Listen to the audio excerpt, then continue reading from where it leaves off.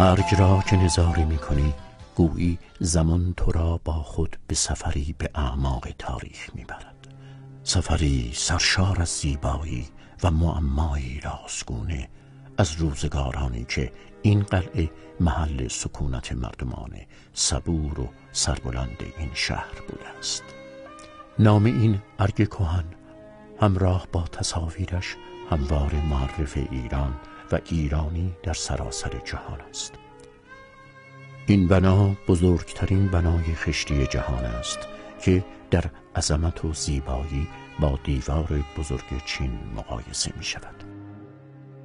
پاتینجر وقتی در حدود سال 1189 خورشیدی وارد بم شد، قلعه آن را مستحکم دیده و می نویسد: به قدری آن را مستحکم کرده اند که شاید در همه ایران از این حیث بی‌نظیر باشد. ارگ بم بزرگترین بنای خشت‌وگلی جهان هنوزم ایستاده و استوار تاریخ این دیار کهن را ندا می‌دهد. از ساکنان نخستین بم اطلاعات درستی در دست نیست، اما از روی سکونت‌های دست جمعی به ویژه ایجاد برج و باروهای مستحکم در اطراف آنها میتوان حدس زد که این شیوه فرهنگ آریایی باشد، زیرا بومیان ایران چنین استحکاماتی را لازم نمی‌دانستند و با توجه به سکونت مداوم مردم در ارگ از هزارهای گذشته تا 150 سال پیش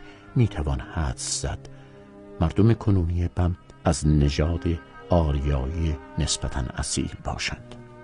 ارگ با قدمت 2800 ساله خود نمایانگر این است که بم از دیرباز باغ شهری زیبا بوده است.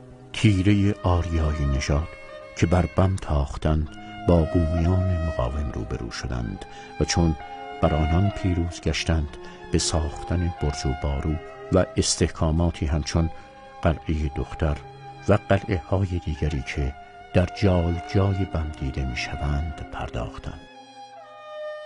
ای ارگ گنجینه اسرار بمی، آینه روزگار دوران جمی، آثار تمدن نیاکان منی، بر من بگشای راز ای ارگ دمی.